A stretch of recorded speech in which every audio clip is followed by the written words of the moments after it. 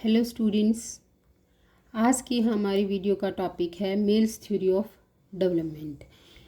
ये थ्योरी जो है मिल्स ने दी थी 1848 में। उन्होंने अपनी एक बुक लिखी थी जिसका नाम था प्रिंसिपल्स ऑफ पॉलिटिकल इकोनॉमी। इस बुक को में जो मिल्स ने एप्लीकेशंस दी थी वो सोशल रीजनिंग पर बेस्ड थी। मिल ने इस बुक के अपने पूरे लाइफ टाइम में 7 एडिशंस जो हैं वो पब्लिश किए थे। अमेरिका और इंग्लैंड की यूनिवर्सिटीज़ में 50 इयर्स तक ये बुक जो है टेक्स्ट बुक के रूप में पढ़ाई गई थी। ठीक है, और इसी बुक में the principles of political economy में ही मिल ने मिल्स थ्योरी ऑफ डेवलपमेंट को इंट्रोड्यूस किया था। तो मिल्स का सिद्धांत क्या कहता है? मिल के अकॉर्डिंग आर्थिक विकास मतलब जो हमारा इकोनॉमिक डेवलपमेंट जो है वो लैंड, लेबर और कैपिटल इनका फंक्शन है। यानी कि economic development is the function of land, labour and capital. ठीक है, तो यहाँ पर जो लैंड और लेबर जो है वो हमारे फंडामेंटल फैक्टर है, मौलिक तत्व हैं, और पूंजी जो है वो एक स्टॉक है। ठीक है, जो कि स्टॉक है यानी कि जैसे जैसे हम कैपिटल एक्यूमुलेट करते चले जाते हैं उससे हमारी पूंजी जो है ना उसका स्टॉक बढ़ता चला जाता है। और जो हमारा धन है, धन में हमारी आती हैं यानी कि जो हमारी वेल्थ है उसमें हमारा क्या क्या इंक्लूड होता है, जितनी हमारी मशीनें हैं, जितने हमारे टूल्स हैं, जितना हमारा स्किल्ड लेबर फोर्स है, वो सारी की सारी हमारी वेल्थ होती हैं। मिल्स ने जो ये लेबर की थ्योरी है, ये श्रम जो है लेबर को मतलब 2 भागों में बांटा है। एक होता है उत्पादक यानी कि प्रोडक्टिव लेबर, और एक होती है आपकी अनप्रोडक्टिव लेबर। जो लेबर है यदि आपकी प्रोडक्टिव है तो उत्पादन की मात्रा बढ़ती चली जाएगी। यानी कि आपने जितनी प्रोडक्टिव लेबर इंट्रोड्यूस की हुई है अपनी फर्म में उतना ज़्यादा आपका आउटपुट बढ़ता चला जाएगा, और जितना आपका आउटपुट बढ़ेगा उतना ही आपका कैपिटल एक्यूमुलेशन, पूंजी संचय जो है ना वो भी बढ़ता चला जाएगा। लेकिन यदि आपकी लेबर अनप्रोडक्टिव है तो फिर उसमें क्या होगा, लेबर कुछ काम करेगी नहीं, बल्कि जो आपके प्रॉफिट हैं उनको आपको उन लोगों को डिस्ट्रीब्यूट करने पड़ेंगे एज आ वेजेस, क्योंकि वो आपके लिए कुछ भी प्रोड्यूस नहीं कर रहे। ठीक है, ये आपके लिए उसी तरह से लायबिलिटी होती है जैसे सरकार के लिए जो हमारे पेंशन भोगी व्यक्ति होते हैं उनको पेंशन देती है, जो स्कॉलरशिप देती है, तो वो लोग गवर्नमेंट के लिए कुछ नहीं काम करते, गवर्नमेंट की वो लायबिलिटी होती है। इसी तरह से यदि कोई पूंजीपति अनप्रोडक्टिव लेबर को हायर करता है तो वो सिर्फ और सिर्फ उसके लिए एक लायबिलिटी होती है, वो अपने प्रॉफिट का भाग उनको देता रहता है, जबकि वो उसके लिए कुछ भी कैपिटल एक्यूमुलेट नहीं करते। अनप्रोडक्टिव लेबर वह लेबर है जो आपके एंटरप्रेन्योर है, जो आपका उद्यमी है, उसके लिए कोई भी प्रोडक्शन नहीं करता, इसीलिए वह हमेशा आय का फलन जो है ना श्रम का ही फलन होता है। यानी कि जितनी आपको इनकम होती है वो सिर्फ और सिर्फ प्रोडक्टिव लेबर के कारण होती है, अनप्रोडक्टिव लेबर के कारण नहीं होती। मिल जो है वो ज़्यादातर विश्वास करता है पॉपुलेशन कंट्रोल पे। वो कहता है कि पॉपुलेशन कंट्रोल होना चाहिए। वह इस बात को फेवर करता है कि यदि जनसंख्या ज़्यादा है इसका मतलब है कि जो हमारी वर्किंग लेबर जो है ना वो ज़्यादा है, और जब यदि जनसंख्या ज़्यादा होगी, वर्किंग लेबर ज़्यादा होगी, अब यानी कि आपको ईजिली लेबर अवेलेबल है तो आप वेजेस कम देंगे। ठीक है, और यदि जनसंख्या नियंत्रण नहीं होगा, मिल कहता है, तो लेबर की सप्लाई जो है वो ज़्यादा हो जाएगी और लेबर की डिमांड कम हो जाएगी। जब ऐसा होता है तो वेजेस जो हैं यानी कि जो हम लेबर को वेजेस देते हैं वो मजदूरी कम हो जाएगी, और इतनी ज़्यादा कम हो जाएगी आपकी सब्सिस्टेंस वेजेस भी आपको नहीं मिलेंगी। इसीलिए जो मिल है वो ये कहता है कि जो आपकी वर्किंग लेबर जो है ना उसको कम करने के लिए मतलब उसको बेटर कंडीशन में लाने के लिए पॉपुलेशन कंट्रोल होना ज़रूरी है। यदि पॉपुलेशन कंट्रोल होगी तो लेबर की सप्लाई कम होगी, और लेबर की सप्लाई कम हो जाएगी, डिमांड ज़्यादा होगी, और इसमें क्या होगा, वेजेस जो है ना वो बढ़ते चले जाएंगे, और जितनी वेजेस ज़्यादा बढ़ेगी उतनी लेबर की कंडीशन जो है ना वो बेटर होती चली जाएगी। और इससे जो लेबर जो क्लास जो है ना वो भी टेक्निकली प्रोग्रेस करेगी और वो भी कैपिटल एक्यूमुलेट करके एक स्टैंडर्ड ऑफ लिविंग जो है ना उनका बढ़ जाएगा। तो मिल कहता है कि जैसे जैसे वेजेस बढ़ेंगी वैसे वैसे लेबर की सप्लाई इलास्टिसिटी ऑफ सप्लाई से ज़्यादा बढ़ जाएगी और जनरली वेजेस जो हैं वेज रेट जो आपका स्टैंडर्ड ऑफ लिविंग सबसे लोवेस्ट स्टैंडर्ड ऑफ लिविंग है उससे थोड़ी सी ज़्यादा तो होनी चाहिए।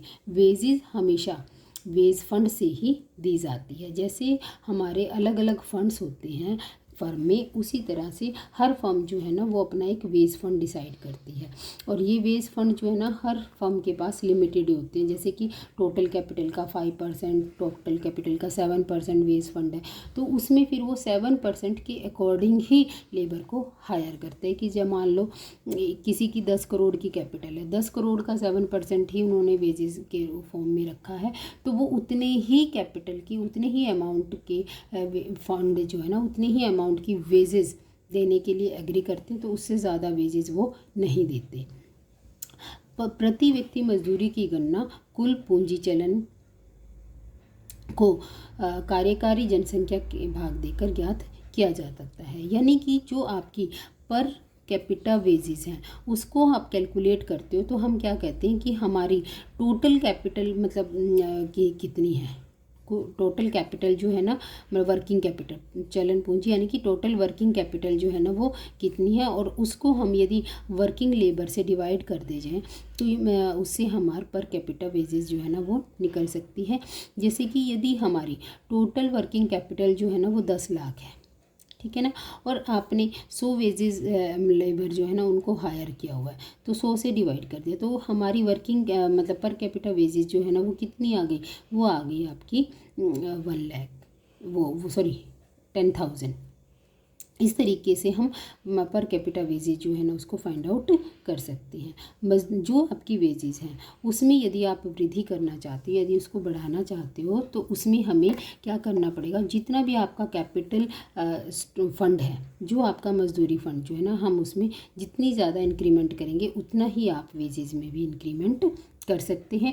या फिर दूसरे तरीके से हम क्या कर सकते हैं कि यदि हम जो ये वर्किंग लेबर है इसकी क्वांटिटी कम कर दें। जैसे आपकी वेज फंड इतने के हैं लेकिन आप वर्किंग लेबर जो है ना वो 100 के बजाय 50 करते हैं तो आपकी जो पहले 10,000 वेजेस थी अब वो कितनी हो जाएगी, 20,000 हो जाएगी।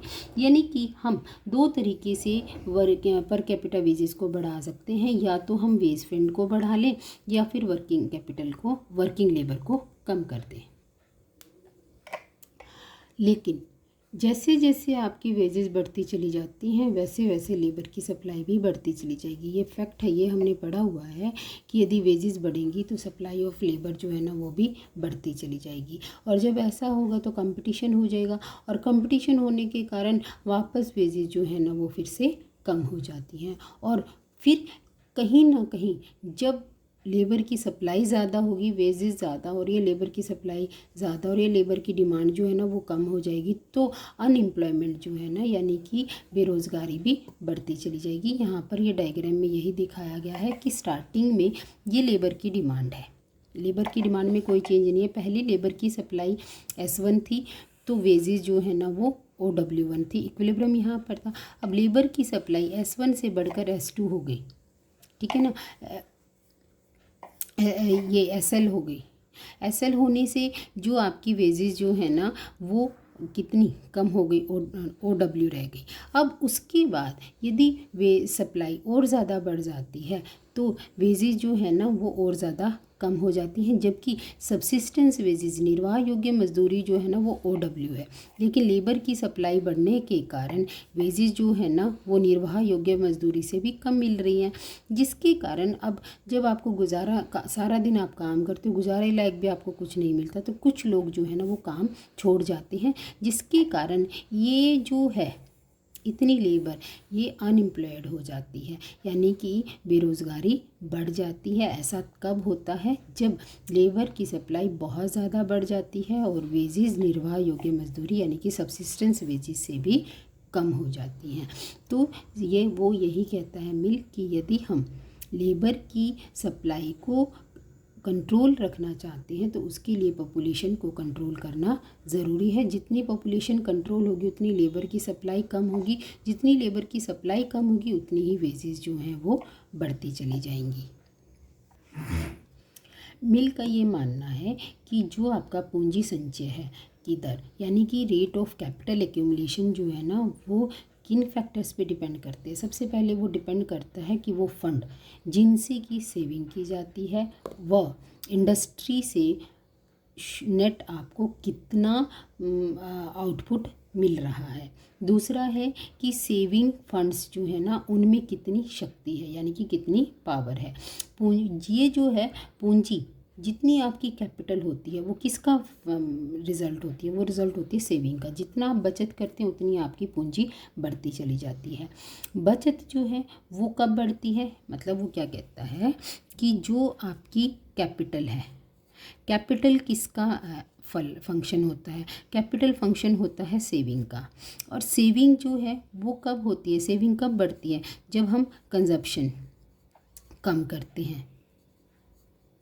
ठीक है, जब कंजप्शन कम करते हैं या फिर हम जब मतलब कभी ना कभी हमने कोई ना कोई जो इन्वेस्ट किया हुआ होता है उस इन्वेस्ट से जब हमें रिटर्न्स ज़्यादा मिलते हैं यानी कि हमारे जब प्रॉफिट्स बढ़ जाते हैं उसके कारण भी हमारी सेविंग्स जो है वो बढ़ जाती हैं। यानी कि जो आपकी सेविंग्स हैं वो कहीं ना कहीं आपका जो एक्सपेंडिचर है उसका ही एक पार्ट है। जितना आप एक्सपेंडिचर कम करते हो उतनी ही आपकी सेविंग्स ज़्यादा होती हैं।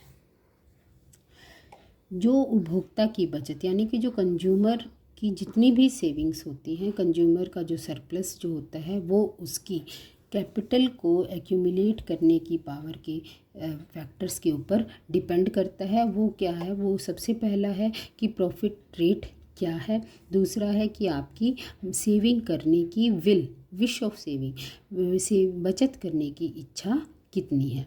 मिल कहता है कि लाभ यानी कि जो आपके प्रॉफिट हैं, जो आपकी लेबर कॉस्ट है उसके ऊपर निर्भर करते हैं।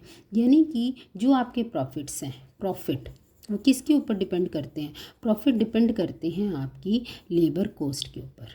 लेबर कॉस्ट यानी कि वेजेस। यदि आप वेजेस कम दे रहे हैं तो आपके प्रॉफिट्स ज़्यादा होंगे, यदि आप वेजेस ज़्यादा दे रहे हैं तो आपके प्रॉफिट्स जो हैं वो क्या होंगे, कम होंगे। ठीक है, तो जब जैसे जैसे आपकी वेजेस कम होती हैं आपके प्रॉफिट्स जो हैं वो बढ़ते चले जाते हैं। जब प्रॉफिट बढ़ेंगे तो आपका कैपिटल एक्यूमुलेशन पूंजी संचय भी बढ़ता चला जाता है। अब बात आती है कि ये लाभ की दर जो रेट ऑफ प्रॉफिट है वो क्या होता है। मिल के अकॉर्डिंग जो आपका लाभ यानी कि जो आपका प्रॉफिट है वो लेबर कॉस्ट के ऊपर डिपेंड करता है। अतः मतलब यानी कि जो आपकी रेट ऑफ प्रॉफिट जो है वो वेजेस और जो आपका प्रॉफिट है उसके रेशो के ऊपर डिपेंड करता है। जो रेट ऑफ प्रॉफिट है वो क्या होता है कि आपका टोटल प्रॉफिट कितना है, आपकी टोटल वेजेस कितनी है। यदि आपकी मजदूरी कुल मजदूरी कम हो जाती है यानी कि यदि आप वेजेस कम देंगे तो आपके प्रॉफिट रेट ऑफ प्रॉफिट बढ़ जाएगा, यदि आप मजदूरी ज़्यादा देंगे तो रेट ऑफ प्रॉफिट कम हो जाएगा। उसके बाद बात आती है कि स्टेशनरी स्टेज कब होती है। यहाँ पर तो है कि जितना प्रॉफिट ज़्यादा होगा उतना आपकी डेवलपमेंट ज़्यादा होगी, लेकिन कहीं ना कहीं आकर आपका विकास जो है ना वो रुकता ही रुकता है। वो कब होता है, तो मिल ये कहता है कि जो आपकी स्टेशनरी स्टेज है वो एक बार अवश्य आएगी, ज़रूर ही ज़रूर आएगी, और ज़्यादा से ज़्यादा आने वाले वर्षों में और अधिक से अधिक, इससे अधिक नहीं, मतलब जैसे जैसे आप नेक्स्ट ईयर में चले जाते हैं एक बार स्टेशनरी स्टेट आती ही आती है, आप उसको रोक नहीं सकते। और मतलब यदि आप उसको रोकना चाहते हैं तो उसको कैसे रोक सकते हैं, यदि आप अपनी रेट ऑफ प्रॉफिट को गिरने ना दें। यदि आपका रेट ऑफ प्रॉफिट डाउन चला जाता है, रेट ऑफ प्रॉफिट यदि आपका डाउन चला गया तो वहाँ पर जो है ना फिर आपकी स्टेशनरी स्टेट आएगी या आपको ग्रोथ आपकी डाउन चली जाएगी। लेकिन यदि आपने रेट ऑफ प्रॉफिट को गिरने नहीं दिया तो आप स्टेशनरी स्टेज से आगे भी मूव कर सकते हैं। ठीक है। लेकिन मिल कहता है कि जो आपकी स्थिर अवस्था है, जो स्टेशनरी स्टेज जो है ना, वो एक नेचुरल है, हमें इसका वेलकम करना चाहिए। क्योंकि यदि ऐसा होगा, यदि आपके प्रॉफिट डाउन चले जाएंगे, प्रॉफिट डाउन कब चले जाएंगे, जब आप वेजेस बढ़ाओगे। तो यदि वेजेस बढ़ेगी तो कहीं ना कहीं इनकम का डिस्ट्रीब्यूशन इक्वल होगा, लेबर को ज़्यादा वेजेस मिलेंगे, वो अपने स्टैंडर्ड ऑफ लिविंग को बेटर बनाएंगे, तो भी इकोनॉमी की डेवलपमेंट होगी ही होगी। उसमें क्या होता है कि आय का वितरण एक पूंजीपति से लेबर क्लास की तरफ हो जाता है, तो उसमें कोई भी बुराई नहीं है। अब बात करता है वो रोल ऑफ स्टेट की, कि इकोनॉमिक डेवलपमेंट में मिल के अकॉर्डिंग स्टेट का रोल क्या है। मिल ये कहता है कि राज्य का जो मतलब स्टेट का इंटरफेरेंस नहीं होना चाहिए। वो मानता था कि जो हमारी मार्केट इकॉनमी है उसमें जो हमारे जनरल रूल्स जो है ना वो फॉलो होने चाहिए। गवर्नमेंट का इंटरफेरेंस तब होना चाहिए जब प्रोडक्शन, जो आपके फैक्टर्स हैं उनकी ओनरशिप में डिस्ट्रीब्यूशन हो, जो आपकी मतलब पेरेंटल जो आपको वेल्थ है उसमें कोई भी बंटवारा हो। उसके अकॉर्डिंग यदि धोखाधड़ी कानून के विरुद्ध यदि काम होता तो वहाँ पर आपका स्टेट का इंटरफेरेंस होना ज़रूरी है, अदरवाइज़ नहीं। अब मिल की जो आलोचनाएं हैं वो यही है, इकोनॉमिक डेवलपमेंट के सभी फैक्टर्स की व्याख्या की गई है। उसने अपने एनालिसिस में saving rate, profit rate, capital formation rate, technology improvement, एक जो फॉरेन ट्रेड उसका डेवलपमेंट, इन सब चीज़ों पर तो बहुत ही मतलब बल दिया। लेकिन जो स्टिगलर है उनका ये मानना है कि उसने रिकार्डो के सिद्धांत में ही, जो रिकार्डो की थ्योरी है उसमें थोड़ा बहुत सुधार करके इसको मॉडिफाई करके रिप्रेजेंट किया है। तो वो इसकी आलोचनाएं अलग अलग तरीके से करते हैं, क्रिटिसिजम्स ऐसे हैं। तो जैसे सबसे पहले है कि वो स्टेशनरी स्टेट की बात करता है कि स्थिर अवस्था आएगी, लेकिन ये रियलिटी नहीं है। कहीं ना कहीं स्थिर अवस्था की स्थिति जब बनती है जब पूंजी निर्माण की प्रक्रिया रुक जाती है। ऐसा कई स्टेट्स के, कई अर्थव्यवस्थाओं की स्थिति में ये बात जो है ना वो गलत भी प्रूव हुई है। मजदूरी कोष की गलत धारणा, यानी कि जो वेज फंड जो है ना उनका कंसेप्ट भी स्टिगलर के अनुसार गलत है। वो मजदूर मतलब जो आपका वेज कोस्ट जो है ना वो बेसिकली किसके ऊपर डिपेंड करता है, कैपिटल स्टॉक के ऊपर डिपेंड करता है। वेजेस जो है ना हमेशा कैपिटल में से दी जाती हैं। लेबर यूनियंस लेबर रेट को बढ़ाने के लिए प्रेशर डालती हैं, ऐसा रियल लाइफ में देखा जाता है, लेकिन वो इसके बारे में कोई भी व्याख्या नहीं करता। ये माल्थस की थ्योरी जो है, माल्थस का जो पॉपुलेशन का सिद्धांत है उसके अकॉर्डिंग ये है कि माल्थस ये कहता है कि जनसंख्या की वृद्धि को रोकना ज़रूरी है। तो उसी तरीके से ये भी जनसंख्या की वृद्धि को रोकने की बात करता है, लेकिन माल्थस के सिद्धांत को जो है ना कई जगह गलत भी माना गया है। तो उसके आधार पर मिल के सिद्धांत भी गलत हो सकता है। यह घटते प्रतिफल का नियम हर जगह अप्लाई नहीं होता। ठीक है, आप इसको पढ़िए, अच्छे से याद कीजिए। कोई भी डाउट है वो हमें कमेंट बॉक्स में कमेंट कीजिए। Have a nice day.